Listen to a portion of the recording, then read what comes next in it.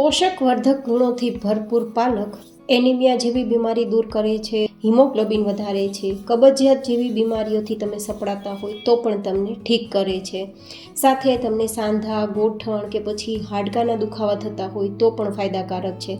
પણ પાલક દરેક વ્યક્તિને ખાવી પસંદ નથી, તો આપણે તે રીતે તૈયાર કરીશું કે પાલક ખૂબ જ પસંદ આવે અને જે ખાય તેને પોષકવર્ધક ગુણોનો ભંડાર મળે. તો ચલો નવી રીતે પાલકની સબ્જી બનાવવાની રેસીપી શરૂ કરીએ. તો જેમના માટે આપણે એક કડાઈમાં 2 ચમચી જેટલું દેશી ઘી લેશું. આજે આપણે પાલક ઘીમાં તૈયાર કરીશું, જેથી વધારે હેલ્ધી બને. જો કે તમે તેલનો ઉપયોગ કરી શકો છો.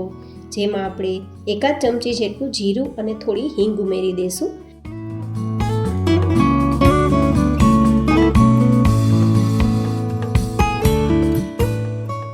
અને ત્યારબાદ લીલું લસણ 1/4 કપ જેટલું ઉમેરીશું. જો કે તમે સૂકું લસણ કે લસણની પેસ્ટ ઉમેરી શકો છો અને લસણ ના ખાતા હોય તો સ્કીપ કરી શકો છો. સાથે 2-3 નંગ જેટલી ડુંગળીના ટુકડા. ડુંગળીને પણ તમે જો ના ખાતા હોય તો સ્કીપ કરી શકો છો, પણ ડુંગળી લસણથી સ્વાદ અને સેહત બંને સારી રહેશે. હવે આ રીતે આપણે થોડીવાર માટે તેને સાતળી લેશું.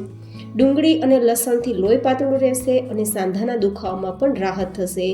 પ્લસ તમને બીપી પણ કંટ્રોલમાં રહેશે, બેડ કોલેસ્ટ્રોલ પણ કંટ્રોલમાં રહેશે.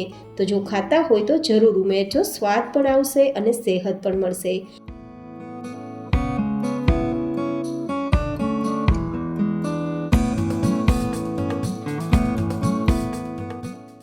હવે ઉમેરીશું અડધા કપ જેટલા વટાણા અને અડધા કપ જેટલા ટમેટાના ટુકડા.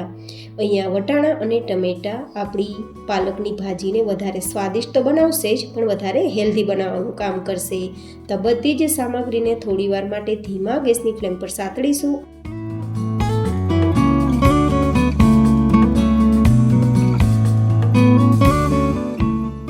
અને પછી તેમાં સ્વાદ મુજબ કે 1 થી 1.5 નાની ચમચી જેટલું સેંધા નમક ઉમેરીશું.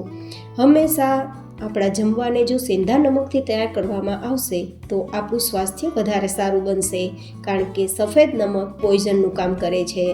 હવે આપણે તેમાં પાલક ઉમેરીશું, લગભગ 2 થી 3 કપ જેટલી, અને બંચથી જોઈએ તો 2 બંચ જેટલી પાલકને ધોઈ અને સમારેલી છે.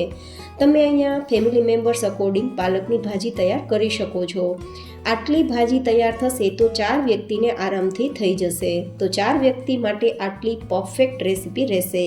હવે આપણે આ રીતે તેને થોડીવાર માટે ચલાવીશું. પાલકની અંદર પ્રોટીન, આયરન અને બહુ બધા વિટામિન્સ હોય છે, જે આપણા સાંધાના દુખાવા, ગોઠણ કે પછી તમને કમર કે હાડકાના દુખાવા હોય તેમાં રાહત આપશે, માઇગ્રેન જેવી બીમારીને દૂર રાખશે, તમારા હોર્મોન્સ ઇનબેલેન્સ થતા હોય તો બેલેન્સ કરશે, તમારા બ્લડ ફ્લોને પણ કંટ્રોલમાં રાખશે, પીરિયડ્સ દરમિયાન દુખાવો થતો હોય તો પણ હેલ્પફુલ થશે, તમારા હિમોગ્લોબિન ઓછું થઈ ગયું હોય તો હિમોગ્લોબિનને વધારશે, એનિમિયા જેવી બીમારીને દૂર કરશે, અને પાલક પાણીથી ભરપૂર હોવાના કારણે કબજિયાત જેવી બીમારીને પણ દૂર રાખવામાં મદદરૂપ થશે. તો હવે આ બધી જ વસ્તુ થોડી નરમ થઈ જાય ત્યાં સુધી આપણે ધીમા ગેસની ફ્લેમ પર ઢાંકીને કૂક કરવાનું છે. એટલાય ફાયદા આપણે પાલકથી મળવાના છે, પણ પ્રશ્ન હંમેશા એક જ રહે છે કે પાલક ફાયદાકારક હોવા છતાં ખાવી પસંદ નથી. તો જો ઘરમાં કોઈ એક વ્યક્તિ એવી હોય કે પાલક નથી પસંદ, એમને આ રીતે પાલકની ભાજી બનાવીને ખવડાવજો. તેમને આ પાલકની ભાજી ફેવરિટ બની જશે. લગભગ 2-3 મિનિટમાં જ આપણા વટાણા પણ સોફ્ટ થઈ ગયા છે અને ભાજી પણ સોફ્ટ થઈ ગઈ છે, ટમેટા પણ સોફ્ટ થઈ ગયા છે. તો હવે આપણે બીજા મસાલા કરી લઈશું, જેમ કે અડધી નાની ચમચી જેટલો હળદર પાવડર, 1 થી 2 નાની ચમચી જેટલું લાલ મરચું પાવડર, 1 નાની ચમચી જેટલું ધાણા જીરું પાવડર અને 1 ચમચી જેટલો મેજિક મસાલા પાવડર, જેથી સ્વાદ ખૂબ જ સરસ લાગશે અને પાલક ન ખાતી વ્યક્તિ પણ આંગળા ચાટતા રહી જશે. 2ની જગ્યાએ 4 રોટલી ખવાઈ જશે, તેટલી હેલ્ધી. એન્ડ હા ગાઈઝ, હજુ પણ પાલકના બીજા ફાયદા હું કહેવાનું ચૂકી ગઈ, જેમ કે તમારી સ્કિન ગ્લો કરશે, તમને લાલ ચટક કરશે, સાથે સાથે જો તમારા ખરતા વાળ હશે તો તેને અટકાવશે અને તમારા વાળને ગ્રોથ આપશે. તો પાલકના તો જેટલા કરીએ તેટલા વખાણ ઓછા. આ રીતે બધા જ મસાલા સરસ સતળાઈ ગયા છે. તો મસાલાને ભાજી સાથે મિક્સ કરવા માટે અને એકદમ ટેંગી સ્વાદ પ્લસ એકદમ એટ્રેક્ટિવ લુક આપવા માટે 2 મિનિટ ઢાંકીને ધીમા ગેસની ફ્લેમ પર થવા દેશું. 2 મિનિટ પછી તમે જોઈ શકો છો કે આપણે ઉમેરેલું 2 ચમચી જેટલું ઘી પણ ઉપર દેખાવા લાગ્યું છે.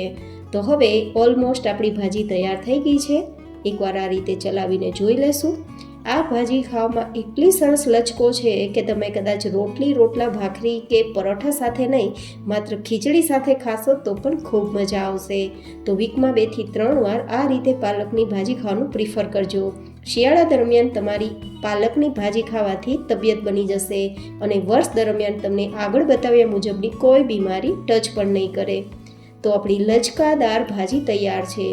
આપણે એકવાર વટાણાના દાણાને ચેક કરી લઈએ, બિલકુલ કાચું નથી ને. જો આ રીતે એકદમ સરસ પાકી ગયું હોય તો ભાજી આપણી તૈયાર છે. તો ગેસની ફ્લેમ બંધ કરી અને આપણે આ ભાજીને સર્વ કરીશું.